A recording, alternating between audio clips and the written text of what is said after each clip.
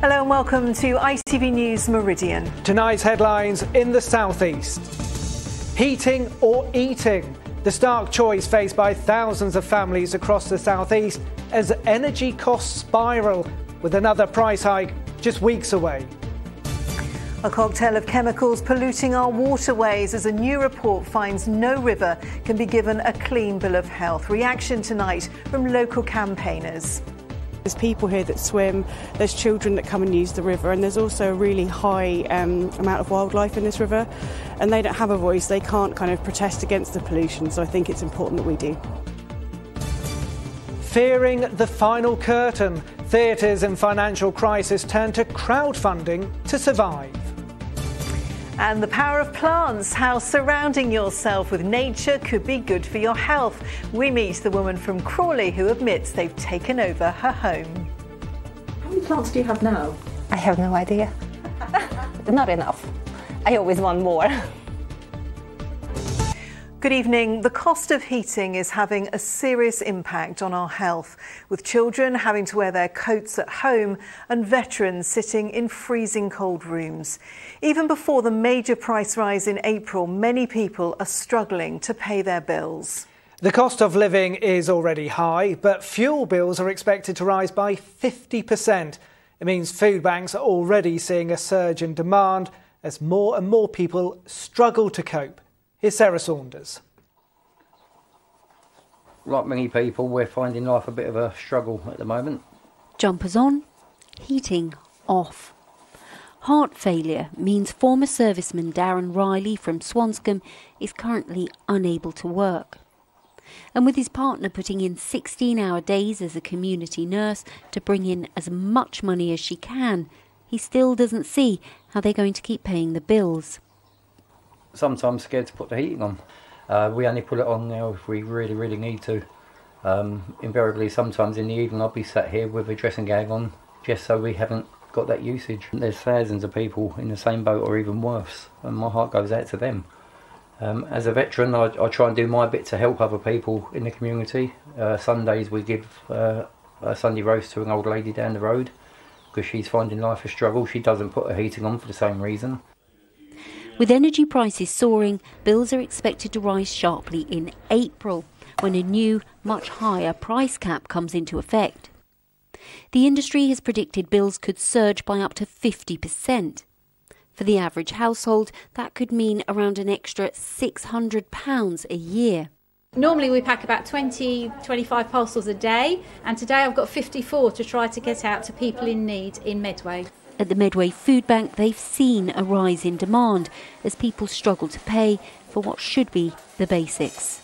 I actually delivered to a family the other evening when I got there, and it was one of those cold evenings.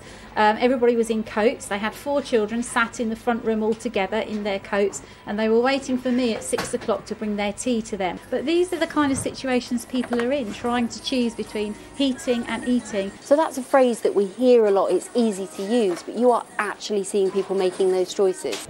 Yeah, definitely. The government says it knows people are facing cost of living pressures, which is why it's spending more than £4 billion to help. But for some, the upcoming price rises will still be uncomfortable. For others, it could be a crisis. Sarah Saunders, ITV News. Well, Age UK is warning that these huge price rises will trigger a national emergency for millions of older people and is calling for immediate action from the government. And I'm joined now by Hannah Pearce from Age UK. Hannah, this really is a terrible situation. Some people have just endured the isolation of COVID and are now facing the prospect of not being able to afford to heat their homes. You must be hearing so many stories from worried people. Yes, we are. We think this could be catastrophic for millions of older people who are managing on low fixed incomes and simply can't afford this price rise. We've heard from thousands of older people in the last few weeks who are desperately worried about their bills, and they're already rationing food and heating in order to try and keep their bills down. People have told us that they're trying not to use their ovens as much, so they're eating sandwiches and soup. They are staying in bed longer. They are only heating one room. They're wearing multiple layers, taking all sorts of different efforts to try and keep their energy bills low. We think that this is dangerous for their health and well-being and is a miserable time for people to be trying to manage without more help for their energy bills. It really is awful. So what are you calling for to try and improve this situation? We've written to the government to ask them to do two things. Firstly, we want them to cut the 5% VAT rate from all household energy bills. We think that would save around £100 from most people's bills. We also want them to provide an additional payment of £500 to older people on the lowest incomes, and those would be people who are already eligible for cold weather payments. We want them to take emergency action, which we think is very necessary in this situation. Very briefly, if anyone's watching this and they are concerned, what advice would you give them? Well, first of all, they should keep the heating on. It's really important to keep warm and well. They can call Age UK's advice line for help. They should also contact their own energy company to find out what support and advice they can provide. Hannah Pearce from Age UK, thank you very much for that advice and for joining us this evening. And there are contact details of organisations who can help, like Age UK and others, on our website. Go to itv.com/Meridian. In other news tonight, a motorcyclist has been jailed for smuggling heroin through the Channel Tunnel. Ezekiel Rose brought £100,000 worth of drugs into the UK, hidden in the top box of his bike. He's been sentenced to 5 years and 2 months behind bars. The railway line between Gravesend and Strood, closed due to a derailed freight train, has now reopened. One of its wheels came off the tracks at the Hoo Junction depot at around 5 this morning. Passenger services had to be delayed or cancelled while the train was moved.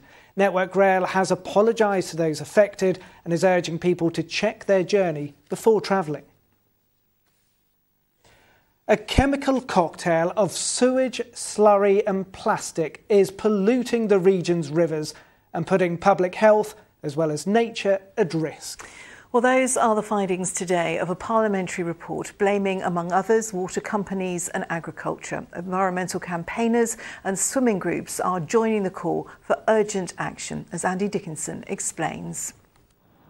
A frosty morning at Barkham Mills near Lewes, a hotspot for anglers, walkers, even wild swimmers, and the perfect conditions for photographers like John Spencer. But this weir is at the tidal limit of the River Ouse, and like all our waterways, it's polluted. The water is just going to be starved of anything. The fish are all going to be floating on the top dead. They're going to be algae taking over, there's going to be fungus taking over, whatever. And you know, we'll just see a few animals in a zoo. It's the way we live, it's the way the water companies are discharging sewage you hear about. We're building a lot more. It's just a consequence of human activity, I guess, a lot of it. The impact of sewage and agricultural pollution, single-use plastics and hygiene products are all, this report says, having a devastating impact on our rivers, with not one in the entire country today given a clean bill of health. The current system is fundamentally broken. Rivers are demonstrating that in terms of the really poor quality that we're seeing in our rivers, and we need some dramatic action to turn things around. I think it's really unsettling. It's really, really disturbing because there's people here that swim, there's children that come and use the river, and there's also a really high amount of wildlife in this river, and they don't have a voice. They can't kind of protest against the pollution, so I think it's important that we do. Dominic Gardner is a South Downs farmer who employs a number of schemes to protect our rivers while maintaining his soil's health. But he says far more needs to be done. We are in the middle of a climate emergency. There is no doubt about that. Farmers acknowledge that, and we're working towards solutions to bring that to a better world for everybody. What I fear is the situation we actually have at the moment. You know, we want to make progress now, not tomorrow, and the industry's really driving for that, and we need help to do that from government and society. The MPs that compiled today's dossier conclude that a lack of political will, budget cuts and inadequate monitoring have led successive governments and water companies to turn a blind eye to our rivers. A step change is needed, they insist, if these arteries of nature can ever be restored. Andy Dickinson, ITV News, Barkham Mills. Earlier, I spoke to Toby Willison, Director of Environment for Southern Water, at their offices in Chatham.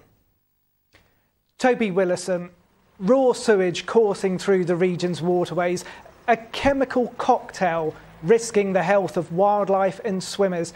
It's a damning report, and water companies like Southern are one of the biggest polluters, aren't they? So we really welcome the report from the Environmental Audit Committee. It really highlights the challenges that we all face in improving our rivers and our beaches, and it really powerfully makes the point that this is about water companies, yes, but it's also about farmers. It's about our roads. It's about runoff from our developers, and we have all got a huge role to play in sorting the challenge. And we at Southern Water are absolutely up for that, and we really welcome the report. Last year, Southern Water were responsible for 4 times more sewage incidents than a target being set by the Environment Agency for 2025. Appalling sewage discharges keep blighting our rivers, so is it time companies like yours are more heavily penalised? So we will be investing nearly $3 billion in the period up till 2025, specifically investments to reduce the number of pollution incidents we cause and improve our customer service. We will have reduced pollution incidents by 80% by 2025. We are well on track to achieve that. You say Southern Water is investing to improve the quality of rivers, but years of underinvestment is to blame, surely, isn't it? We have invested massively over the last few years. If you look back to 25 years ago, then the UK was the dirty man of Europe. Our beaches, our bathing waters were in a terrible state.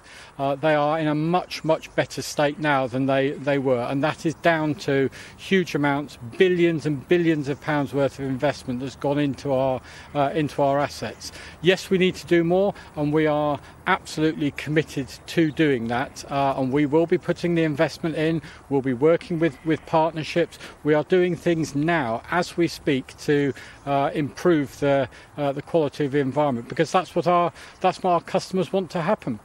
Toby Willison, thank you very much for joining us. More of the day's news now, and refuse collectors in Eastbourne will go ahead with a further 11 days of industrial action, having failed to reach an agreement with the council. They're embroiled in a row over pay and working conditions. Union members have so far walked out on 3 separate days since New Year's Eve. A new coastal path connecting North Kent to London has opened. The route stretches almost 50 miles from Grain to Woolwich. The trail offers views across Sheerness on the Isle of Sheppey, Southend-on-Sea, the Medway and the River Thames. People in Kent are being asked to do their bit to prevent the spread of ash dieback. The disease can cause fatal damage to ash trees. So anyone who visits an area known to be infected are asked not to take away any sticks and to remove any mud before leaving. 5 police dog pups have been bred, paid for by money seized during drug warrants across Surrey and Sussex. The Springer Spaniels were born in November at the world-leading dog school based in Surrey. They'll be trained to sniff out drugs, the very thing that paid for their training, as well as finding money, explosives and vulnerable people. They are very cute, aren't they? Really. Now, a theatre group in Worthing has made a direct appeal to the public to try to raise the thousands of pounds it needs to keep going. Con Artist Company was formed back in 2013, and like all areas of the arts, the last 2 years have been really tough. Shows have been cancelled and audience numbers have been restricted. James Dunham's been speaking to the cast and crew as they prepare for what they hope will be their next production.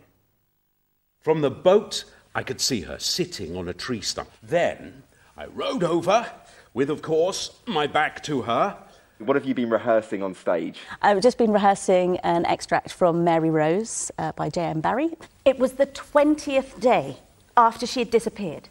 20 days It's about a girl who goes missing for a while, but she doesn't know she's gone anywhere. And then she goes missing again for a longer period later on in her life. It's great to be back on stage and actually performing in a room with real life people. You are obviously passionate about what you do. Why is it important that the arts do receive support and people do back this project? Without funding and without that, you just don't...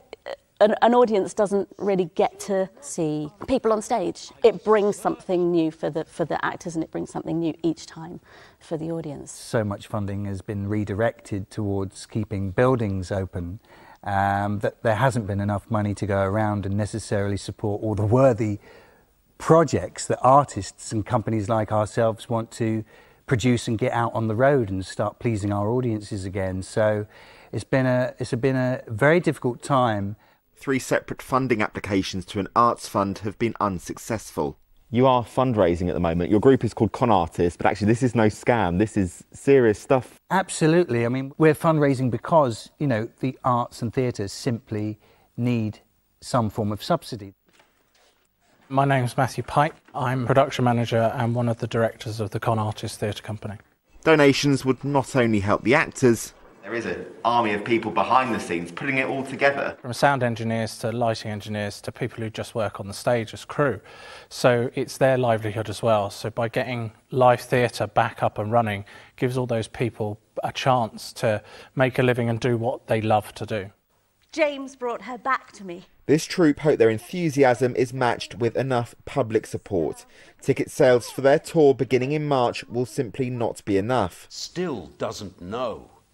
They are desperate to ensure their skills don't vanish from stage. James Dunham, ITV News, Worthing. And you're watching ITV News in the Meridian region. Coming up, we meet the Ash family on a mission to save the planet and who haven't bought anything new for nearly 2 years.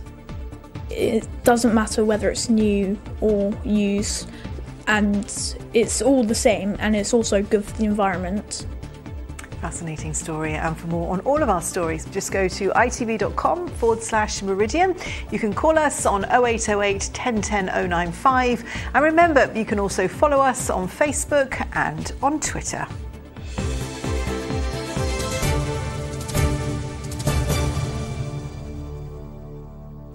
Now, many of us will be familiar with the frustration of trying to get a GP appointment at the moment. ITV's Tonight programme this evening takes a look at why it's become difficult and the impact this is having on the rest of the NHS. The programme features Adam, who couldn't get an appointment with his GP for 2 months. When he was seen, he was diagnosed with an aggressive brain tumour. It's frustrating because, you know, if this was caught earlier, then we might not be in such a bad scenario. When we're calling the GP, most of the time you can't even get through to get anyone to say there's no appointments. It's frustrating, it's annoying, and, you know, it does make me angry. So, but yeah, it's frustrating, and obviously I don't want it to happen to other people either.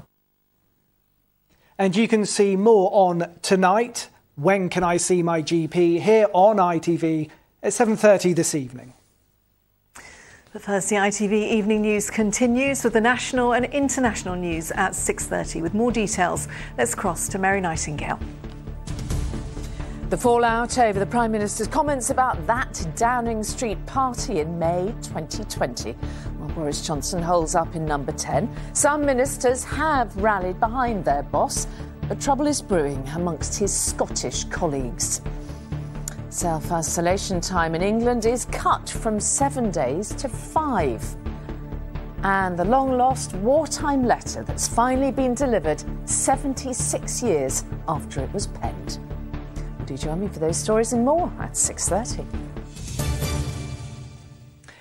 Now, a family who've spent the pandemic only using recycled or second-hand goods are urging people not to throw away any of their children's unwanted presents or post-Christmas clutter. Early in lockdown and during a boom in online shopping, the Ash family decided it was time to stop buying new things. They're now asking others to think more sustainably, and they've created an app which helps find new homes for pre-loved children's essentials. Mel Blore has more details. Meet the Ash family. Mum Emma, Dad Jason, 8-year-old Hector and Thomas, who's 11. They're on a mission to save the planet, and here's how.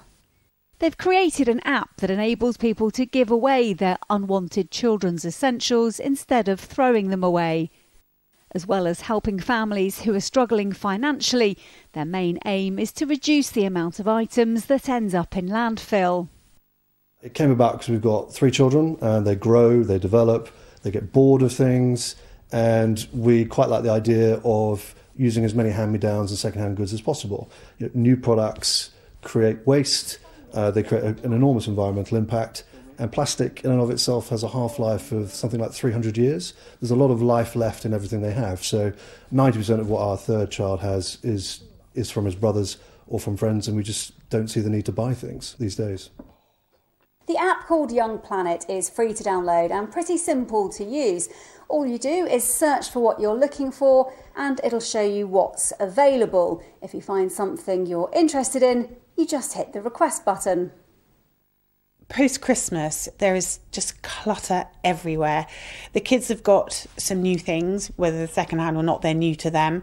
And the old things have slightly been pushed aside. So list them on the app, get them to a family who will want them and use them, and it gets them out of your home. So that's just a win-win from my perspective. And it keeps it out of landfill, which is so important because we've all got to try and do our little bit. Since the app's launch, Emma and Jason have already helped over 80,000 parents save money and prevented over 20,000 items from going to landfill. But how do their children feel about being bought second-hand presents for birthdays and Christmas? We don't personally mind. It doesn't matter whether it's new or used, and it's all the same, and it's also good for the environment, which is also a bonus. Due to demand, the Young Planet app is now available to use across the country. And the Ash family say they look forward to a time when second-hand becomes second nature. Mel Blore, ITV News. Such a brilliant idea, isn't it? Now, it is quite literally a growing trend. More and more of us are filling our homes with houseplants, and they've become more popular during the pandemic. We're currently in National Houseplant Week. Who knew? And experts say, as well as looking good, they can make us feel good. Some people are even turning to them to help boost their mental health. Here's Lauren Hall.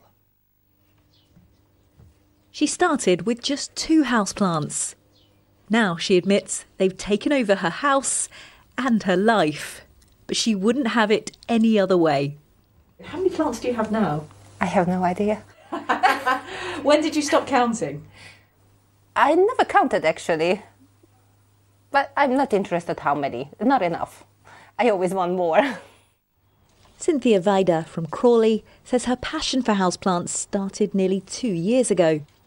At that time, she was struggling with stress, anxiety and sleep problems. Her newfound hobby has made all the difference. Plants help me, and I have a daily task. I know what I have to do every morning, every night, and just make me happy taking care of them. The power of plants is well known. The Blackthorn Trust in Maidstone uses horticultural therapy to help improve people's mental health. We've found that it is a very healing activity, and it's a place where people feel safe. Working with the soil, working with plants, gives a real sense of safety, of trust, which is really the first stepping stones towards recovery. Good morning, Cornbrook Medical Practice. It's why some GP surgeries have even started prescribing plants.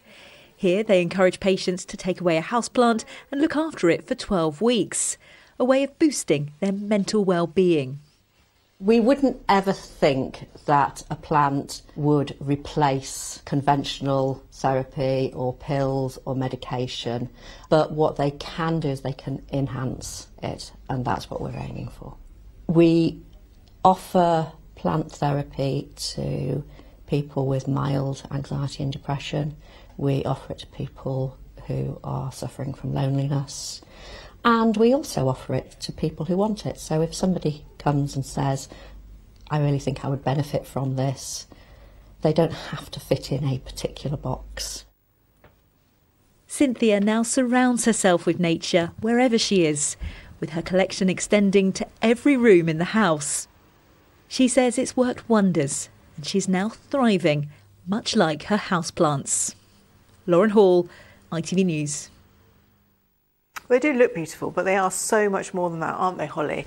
Because they absorb carbon dioxide. Yes, and actually this year, nature, and particularly the rainforests, are going to have a more important effect than normal in the fight against climate change. So, bear with me, we've had 2 years of what we call La Nina conditions, which is a temporary cooling of the tropical Pacific. Okay, now this affects temperature and rainfall. I can tell you're paying attention. I'm really listening. I think you might be testing us, so carry on.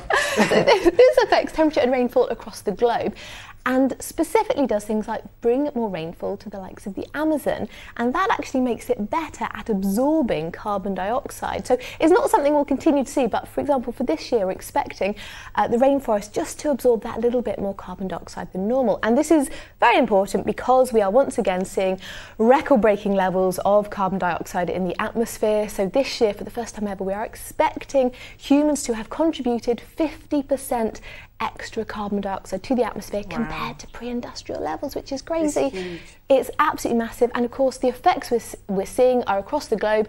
Just today, Australia recorded its joint hottest temperature on record, 50.7 degrees. 50? Ridiculously hot. It could be even hotter tomorrow, and in fact we could see the highest temperature ever recorded in the southern hemisphere. Just crazy. Oh, well, Holly, thank you very much indeed. Have a feeling we're not going to see temperatures like that. But let's see what is in store. Here's Holly.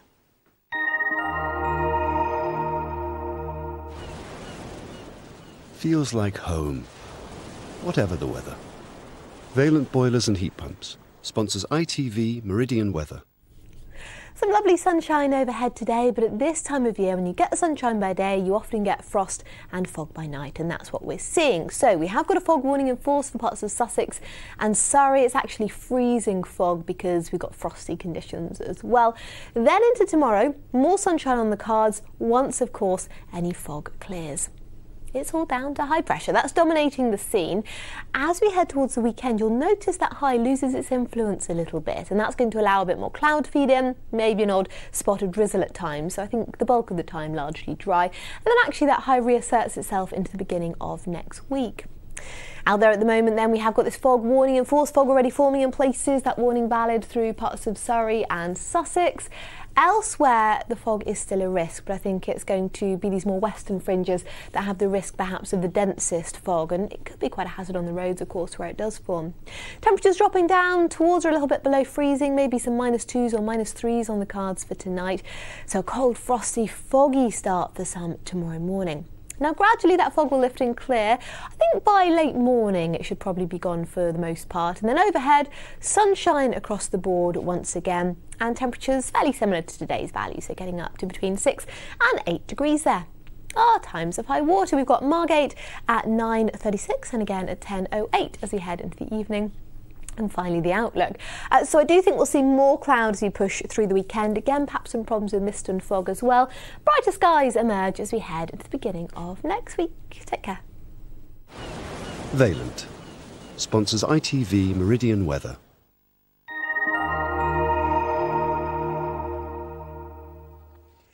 Now, before we go, a look ahead to tomorrow's programme, when we'll bring you the story of a teenager from Crawley who's turned his passion for football and Lego into an extraordinary hobby. Yes, Joe Bryant started making stadiums from the Bundesliga, or German Football League, out of Lego when he was just 10 years old. Now the clubs and the fans love his work so much, he's taken his models 600 miles for them to see. That is, of course, if he can get them through his bedroom door first. Wow, they really are quite incredible. That story coming up tomorrow night. But first, the ITV Evening News with Mary Nightingale. For now, though, from all the team here at ITV Meridian, bye-bye. Thanks for your company. Good night.